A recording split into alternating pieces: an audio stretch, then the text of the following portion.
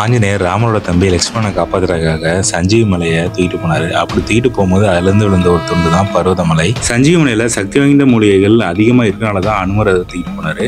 அப்படின்னா இந்த பர்வதமலையில் எவ்வளோ சக்தி வாய்ந்த மூலிகை இருக்குன்னு நீங்களே யோசிச்சு பாருங்க. நீங்களும் பர்வதமலை ஏற்பீங்கன்னா இந்த வீடியோ கண்டிப்பாக பாருங்க. ஏன்னா இதுவரை யாருமே சொல்லாத நிறைய விஷயங்களை நான் இந்த வீடியோவில் சொல்ல போகிறேன். ஸோ நீங்கள் பர்வதமலையை ஈஸியாக போயிட்டு வரதுக்கு ரொம்ப யூஸ்ஃபுல்லாக இருக்கும். திருவண்ணாமலையில் போலூருங்கிற கிராமத்தில் தான் பர்வதமலை அமைஞ்சிருக்கு. திருவண்ணாமலையிலேருந்து போலூருக்கு போக 1 hour ஆகும். ஸோ நீங்கள் போலூர் ஸ்டாப் வந்து இறங்கினோன்னா அங்கேருந்து ஆட்டோ உங்களுக்கு ரெகுலராகவே இருக்கும். அங்கே அடிவாரத்தில் போய் கொண்டு போய் விடுறதுக்கு அந்த ஆட்டோ வந்து யூஸ் பண்ணிக்கிங்க.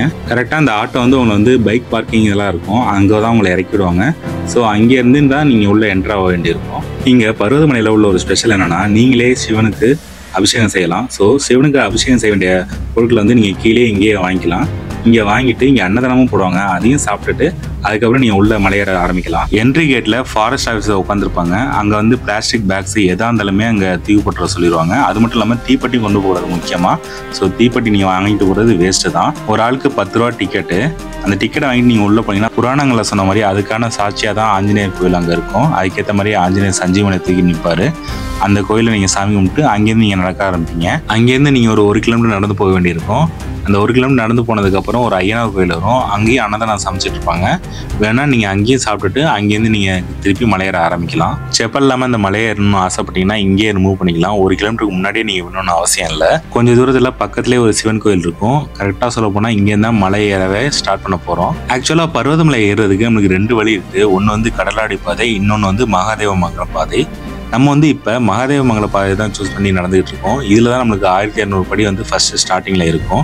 அதுக்கடுத்து ஒவ்வொரு பாதையும் கிட்டத்தட்ட ஒவ்வொரு மாதிரி இருக்கும். ஆனால் கடலாடி பாதை அப்படி கிடையாது. ஸ்டார்டிங்லேருந்தே அது கொஞ்சம் கஷ்டமாக தான் இருக்கும். ஏன்னா அங்கே ஸ்டெப்ஸ் எதுவுமே கிடையாது, கல்லும் மண்ணுமா தான் இருக்கும். ஸோ நம்ம அது இல்லாமல் இந்த பாதையை சூஸ் பண்ணி நம்ம போயிட்டுருக்கோம். கிட்டத்தட்ட 4500 அடி கொண்ட இந்த மலையேறது அவ்வளோ சாதாரண விஷயம் இல்லைங்க. உயரத்தில் மட்டும் நான் சொல்லலை, கிட்டத்தட்ட 5 தடைகளை வந்து நீங்கள் தாண்டி தான் இந்த மலையை வந்து நீங்கள் ஏறி ஆகணும்.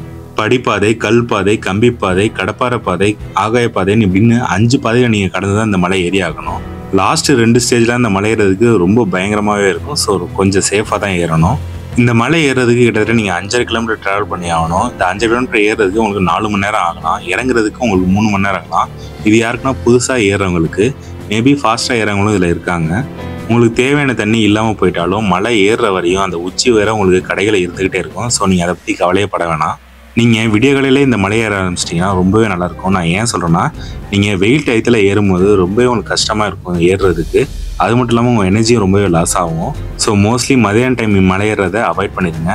அங்கே போயிட்டு கொஞ்சம் ரெஸ்ட் எடுத்துகிட்டு நீங்கள் ஈவினிங் கூட மலை இறங்கலாம். கிட்டத்தட்ட 1200 படியை தாண்டினதுக்கப்புறம் கல்பாதை வரும். கல்பாதையில் லெஃப்ட் சைடில் ஒரு சிவன் கோயில் வரும். அங்கே நீங்கள் சாமி கும்பிட்டுட்டு அந்த வியூ வேறு லெவலாக இருக்கும் பர்வதமலை பார்க்குறதுக்கு. ஸோ அந்த வியூ நீங்கள் என்ஜாய் பண்ணிட்டு அங்கேருந்து நீங்கள் மலையேற ஆரம்பிக்கும். இன்னொரு முக்கியமான விஷயம், இங்கே குரங்குகள் தொல்லை அதிகமாக இருக்கும். ஸோ நீங்கள் ஸ்நாக்ஸ் எதுவும் கொண்டு வந்தீங்கன்னா அதை பேக்குள்ளே வச்சுங்க. வெளியே நீங்கள் எடுத்தால் கண்டிப்பாக அதை பிடிங்கிட்டு போயிடும். ஸோ நீங்கள் சேஃப்டியாக தான் கொண்டு போயிடணும். அப்புறம் ரொம்ப முக்கியமான விஷயங்க, பர்வதமலையை ஏறி வர்றது முக்கியம் இல்லை.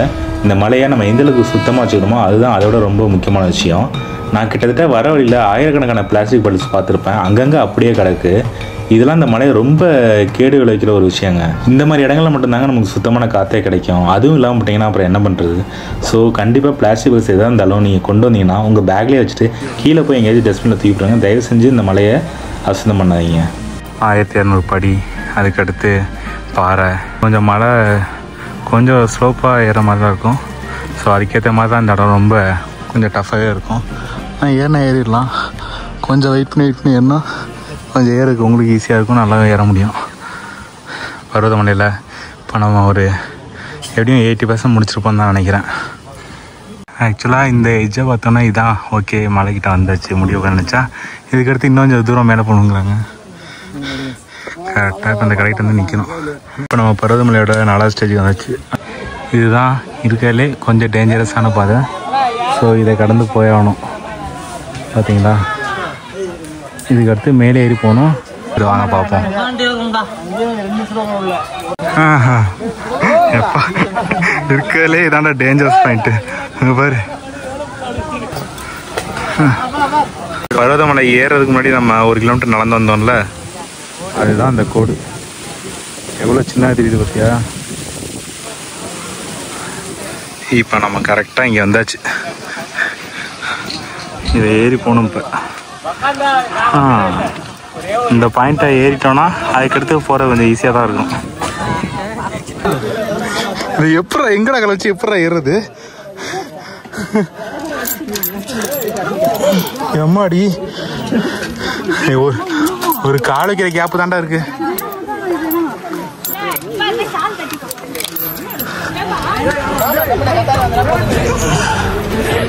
அம்மா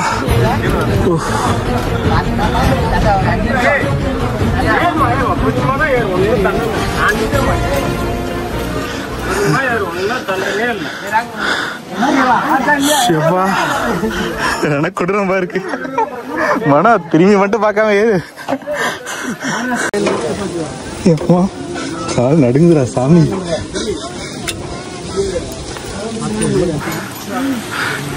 எப்பா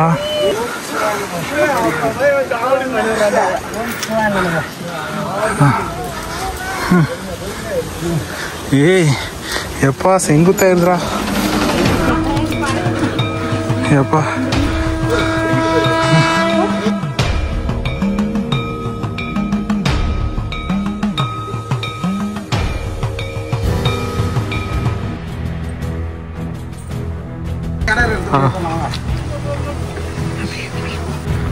எப்பா இவர் எவ்வளோ பெரிய பள்ளம். அங்கே போய் சிவனை பார்க்கறது தான் உனக்கு கஷ்டப்பட்டு போயிட்டு வாங்க போகலாம். பார்த்து மெதுவாக ஒரு ஆள் வாங்க, ஏன்னா ஆல்ரெடி ரொம்ப இதாக இருக்குது. இங்கே ஒரு மண்டபம் மாதிரிலாம் இருக்குது, ரெஸ்ட் எடுக்கிற.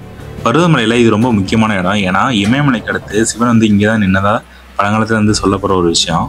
இந்த இடத்துக்கிட்ட வந்துட்டாலே நம்ம பருவமலையை ஒரு 98% முடிச்சிட்டா தான் அர்த்தம். இந்த இடத்தோட வியூவும் வேறு லெவலாக இருக்கும். லெஃப்ட் சைடில் ஃபுல் டெப்த்தாக இருக்கும். போகிற வழி நம்ம ஒரு குகைக்குள்ளே போகிற மாதிரி ஒரு ஃபீல் கிடைக்கும். ஏன்னா பாறை நமக்கு மேலே இருக்கும். ஸோ இதுக்கடுத்து நம்ம இந்த ஒரு சின்ன ஒரு குறுகலான குகமாக இருக்கும். இதில் ஏறி போயிட்டு நம்ம உச்சியை அடைஞ்சிட வேண்டியதான். ஸோ வாங்க போகலாம் மேலே.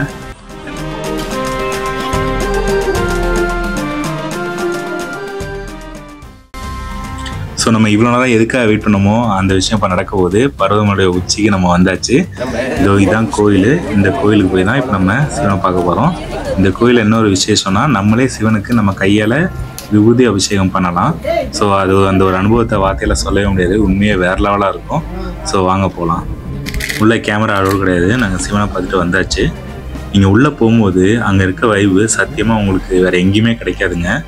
அந்த ஒரு பாசிட்டிவிட்டி எனர்ஜி இதெல்லாம் எங்கேயுமே வேறு நீங்கள் ஃபீல் பண்ண முடியாது. அந்தளவுக்கு இருக்கும். வேறு எல்லாத்தையுமே நீங்கள் மறந்துடுங்க சொல்ல போனால். அப்படி தான் இங்கே இருக்கும் அந்த இடம். சிவன் மட்டும்தான் அவங்க கண்ணுக்கு தெரியாது. நீங்கள் அபிஷேகம் பண்ணிட்டு வர வேண்டியதான். வேறு லெவலாக இருக்கும். கண்டிப்பாக ட்ரை பண்ணி பாருங்கள். ஸோ வாங்க, இப்போ நம்ம வந்து இங்கேருந்து இப்போ இறங்க வேண்டிய நேரம் வந்துருச்சு. இறங்குறப்ப அதோட கொடூரமாக இருக்குது. எப்போ பார்த்தா பயங்கரமாக இருக்குப்பா. இன்னைக்கு சிவன் ராத்திரிங்கிறதுனால நிறைய பேர் இப்போ தான் மலை ஏறிட்டு இருக்காங்க. ஆக்சுவலாக இப்போ நம்ம நைட்டு தான் அந்த மலையை இறங்க போகிறோம். கிட்டத்தட்ட நமக்கு ஒரு 2.5 மணி நேரம் 3 மணி நேரம் ஆகலாம். நைட் டைமில் இப்படி டார்ச் வச்சுட்டு இறங்குறது நல்லா தான் இருக்குது. ஆனால் என்ன டார்ச் இல்லைன்னா அவ்வளோதான், ஒன்றும் தெரிய மாட்டேங்கிறா சாமி. கரெக்டாக 5:30க்கு இறங்க ஆரம்பித்தோமா. 5:30க்கு இறங்க ஆரம்பிச்சு இப்போ மணி எத்தனை ஆகுது? 7 போகுது. இதில் தான் ட்ராவல் பண்ணிட்டு வந்திருக்கோம்.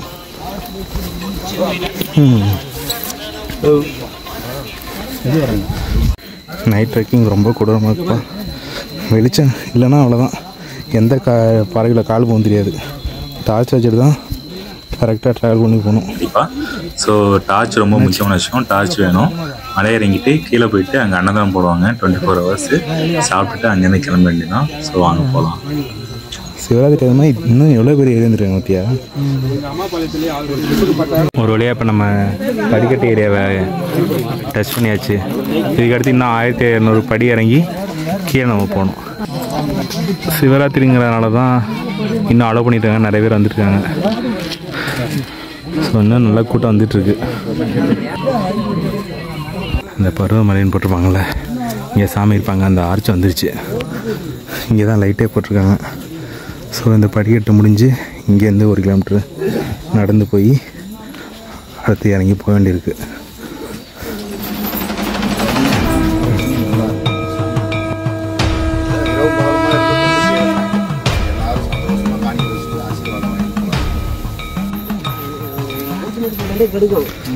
எப்பா ஒரு வழியாக அன்னதானம் போகிற இடத்துக்கு வந்தாச்சு. எப்படி சாப்பிட்டுட்டு அங்கேருந்து கீழே இறங்க வேண்டியதான். இதுக்கடுத்து 1 கிலோமீட்டர் கீழே போக வேண்டியிருக்கு. இந்த மாதிரி காட்டுக்குள்ளே நைட் டைமில் போகிறதும் நல்ல அட்வென்ச்சரான ஒரு ட்ரிப்பாக தான் இருக்குது. இந்த சிவன் கோவில் தான். இங்கே தான் படிக்கட்டு ஸ்டார்ட் ஆகும். ஸோ இங்கே தான் நாங்கள் செப்பெல்லாம் கழட்டி போட்டு போனோம். ஸோ இந்த இடத்துக்கு வந்தாச்சு. அதே சந்தோஷம்தான். இதுலேருந்து கொஞ்சம் தூரம் போனால் அன்னதானம் போடுவாங்க. அங்கே போய்ட்டு சாப்பிட்டுட்டு அப்படியே கிளம்ப வேண்டியதான்.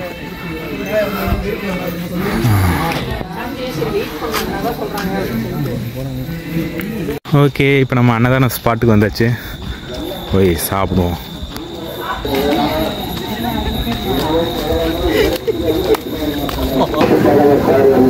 சூப்பராக அன்னதானம் போட்டுருக்காங்க. போய் சாப்பிட வேண்டியதான்.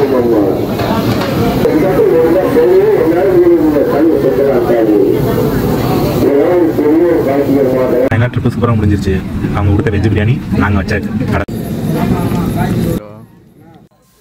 இந்த வீடியோ கண்டிப்பாக உங்களுக்கு பிடிச்சிக்குன்னு நினைக்கிறேன். நிறைய சின்ன சின்ன விஷயங்களோட நான் உங்களுக்கு தெளிவாக உங்களுக்கு நான் சொல்லியிருப்பேன். கண்டிப்பாக இந்த வீடியோவை ஷேர் பண்ணிக்கோங்க. நம்ம சேனலை மறக்காமல் சப்ஸ்கிரைப் பண்ணிக்கங்க. See you on next video. Bye.